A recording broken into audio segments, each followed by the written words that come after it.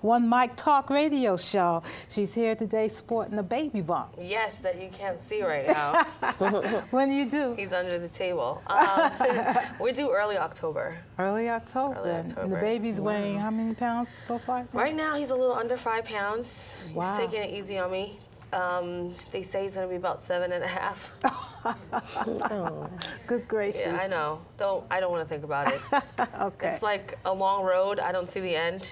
I know I'm going to get there. Just don't know how I'm going to get there. Okay. Yeah. Sitting next to Jenny is filmmaker Maya Baker. She's currently in production for her documentary, Black Men and Sex, The Real Deal.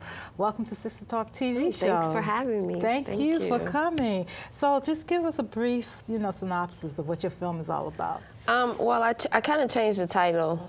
It was at first Black Men, The Real Deal. I felt like it changed, the title has changed a lot of times, going from sexuality to now I'm calling it Black Men Afraid of Dark, because I feel that the world is afraid of black men. Oh, really? And that's what the documentary is basically about. It's about how black men define manhood and how they see themselves in a world that is oftentimes based on white supremacy. So you say, when you say the world is afraid of black men, are you talking about sexuality or just? I'm talking about sexuality. I'm talking even playing into the stereotypes that black men are always angry and violent.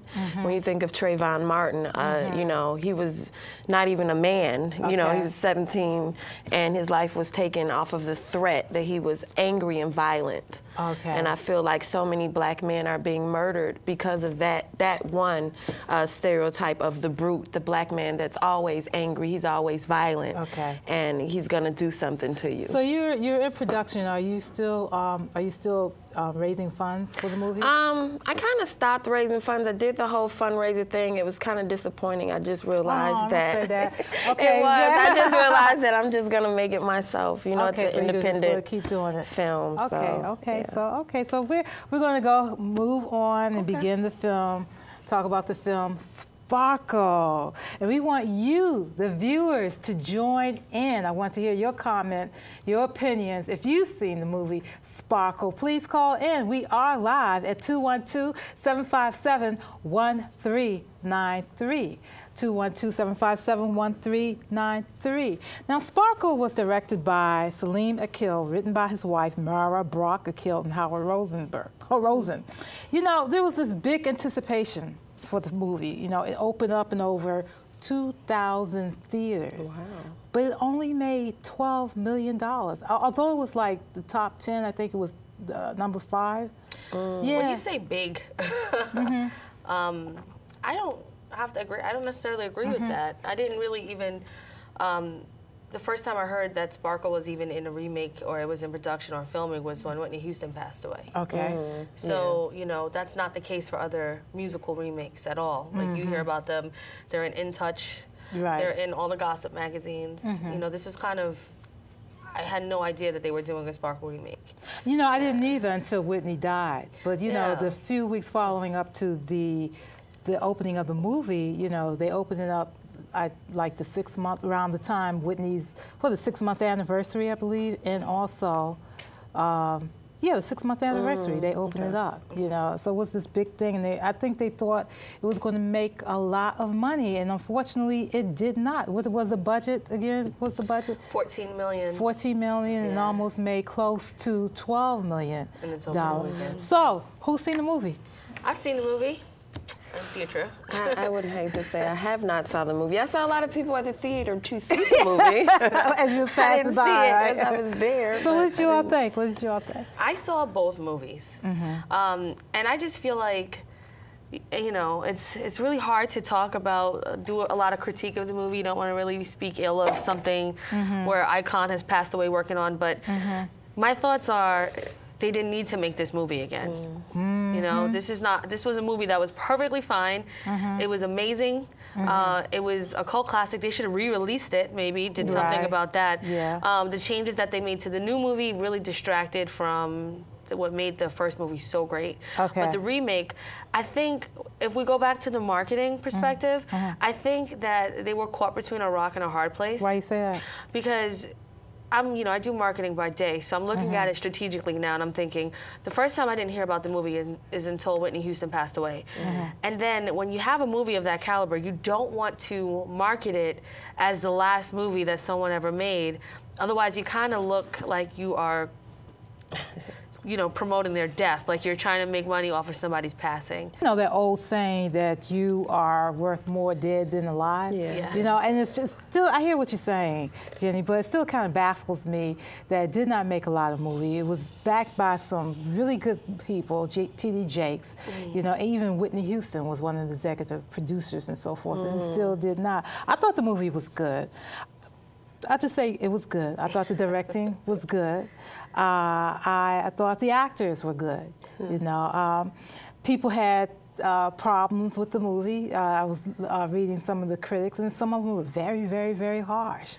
You know, the only thing good about it was the singing. Yeah. Oh, wow. You agree? I have to agree. I have to say that the movie sparkled when the talent came, when the talent portion came to the show, because it's like Jordan Sparks is a singer. Okay. We all know she's a talented singer. She's a beautiful singer. She's a horrible actress. Oh, wow. I'm sorry. We have to separate the two. There's too many actor, singer, basketball player, rappers out there. Yeah, I don't think that so many people are multi-talented. I think that, you know.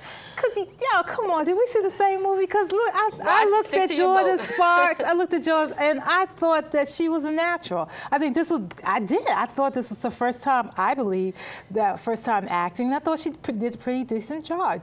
I think she needs to be, I think with time she'll improve. With more experience, she will improve. But I don't think she will. Really? I think she's going to blow. I don't really think she'll get that chance. Well, okay, how about Carmen Egojo? You know, she took over Lynetta McKee's. Yes, she should. role. The movie should be called Sister, not Sparkle. Okay, because honestly, that was even the original. The original. I mean, somebody. Seriously. Right. Sister shined a little more. She did. She did. The original. Like, I get it. Like, the original's like, you have this little girl, her name is Sparkle, but the movie's named after her. It's her namesake. But you have to think about the word sparkle and what that means. It's a short burst of light, you know? It's a little bit of it, you know? It's not a lot. So you have to you have to really hang on to it. Well, okay, I agree with that. Okay, because somebody call me that's on my side, because me and Jenny, we're just going for it. Please call Sister Talk TV show. You've seen both the original and the new one, Sparkle. If not, just call in 212-757-1393. Somebody's calling me that's going to agree with me. Hi, you call Sister Talk TV show. You live from New York City. Say hi to my guests, Jenny and Maya B. Hi, good afternoon. Hi, what's your name? My name is Dawn. How are you? Hi, Dawn. How you doing? So what do you have to say? Well, I am a huge fan of the original Sparkle. Okay.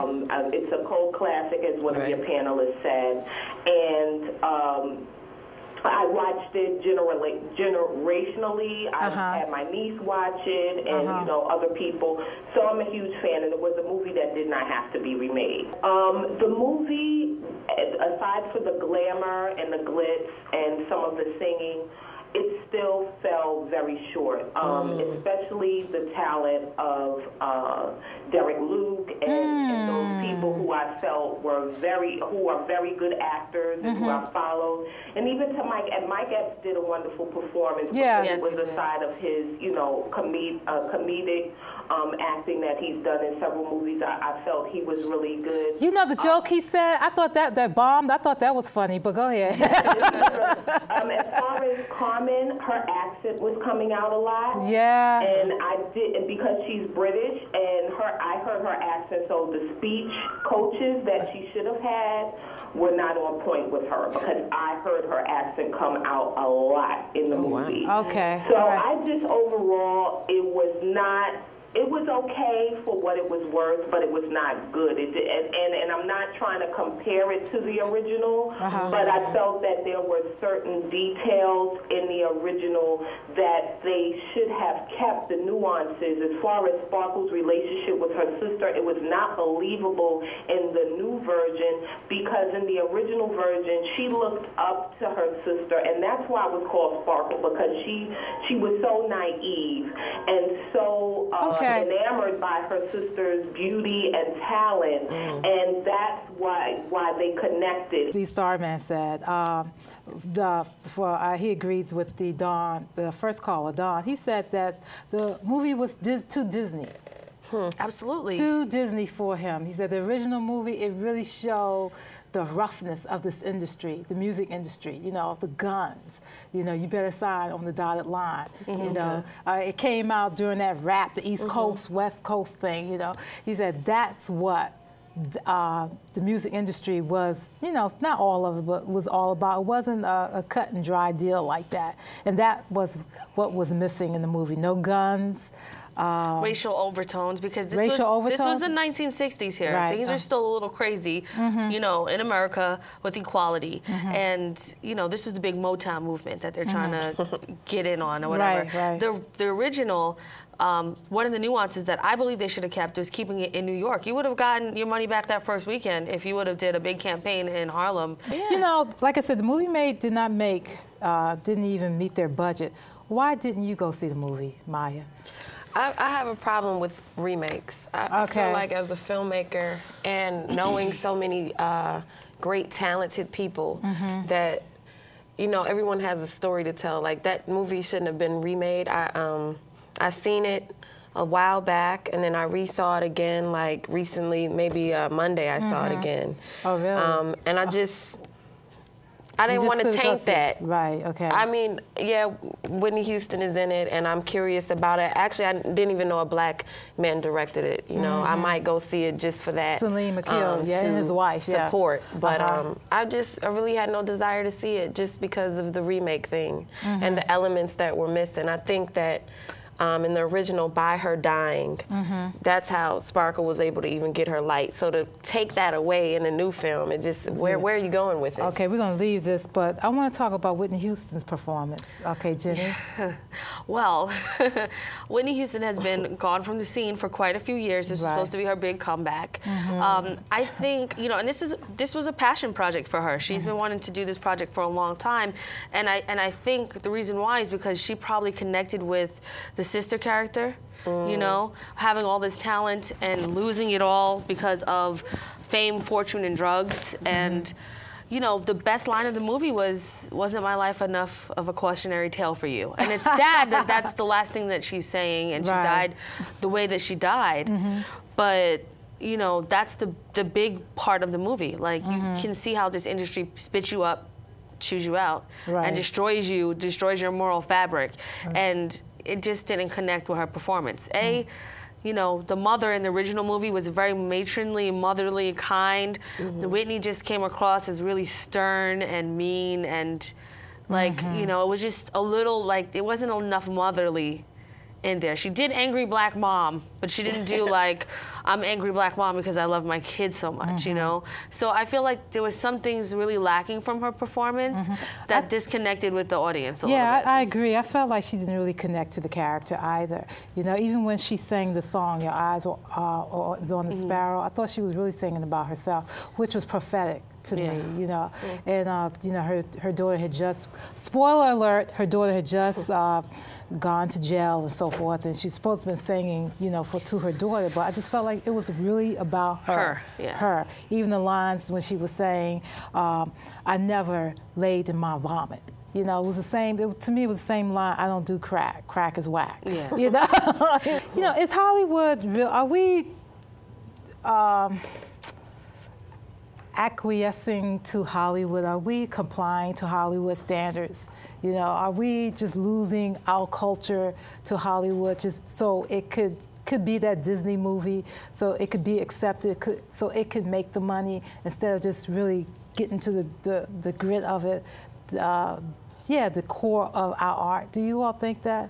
Well, Hollywood has never, even when you're a black filmmaker, Hollywood feels that black people can't tell stories unless you're cooning, and it is like Sparkle, because films that are quality, that have genuine stories, usually don't get told through Hollywood's perspective. Sparkle, it wasn't cooning in there. I mean, not that particular film, but they gleed it up. They gleed that movie up. They brightened it up, the colors and all that. Because back in Harlem, those brownstones, you know, it's off-white, brown colors and so forth. And you know, that's one thing that bothered me about the movie, is that the painting of the house was like today's painting, and so forth. You know? I think that the film was pretty much not made for people that had seen the old Sparkle. It was probably for the new generation of people. Because if we're sitting here and we're comparing it, I'm sure that was the last thing they really want. They knew that people weren't going to really see the new one. If you're so zoned into the old one and comparing it. I feel like it's probably more for like people my son's age group, but a little older, that didn't see the original version. Because it's like something totally different than the original version. So you can't really compare it like that. I have to agree, and I feel very bad for the kids growing up now. They're getting half-assed art. And I encourage everybody that sees this movie to at least go back and get the DVD, the original, because you're missing so much of the story. And that's what happens. We are on this like road to the remake, and Hollywood is regurgitating every one of the classics that we had growing up. I'm waiting for them to try to do The Godfather over again. Like, you know what's gonna happen. Or Scarface. Something is gonna happen. That. You know, it's gonna. We're getting. I think they're working no on talent. that. When you think of acting nowadays, like actors then went to school for it, you know, did a lot of scene study, theatrical base. Now, if you are 50 Cent, you could be an actor because you have the money now. You can produce a film and you're in it. Or a reality TV star. Yeah, so it's like, it's just different. Like the people that went to school for it and are actors in their own right now are being like kind of just pushed over to the Beyoncés and the, you know, other people that really can't act. Don't get me started on Beyonce. You know, Sidney Poitier said that, I read his first biography, and when he was in between gigs and working, you know, his agent, they always told him, you gotta keep going, you have to keep going to these classes, you gotta keep exercising, keep going to the gym and so forth. And I think today's generation, and maybe the filmmakers and the producers, they're just so ready to just get everything fast. You know, you gotta crawl before you walk, and that's not what's happening.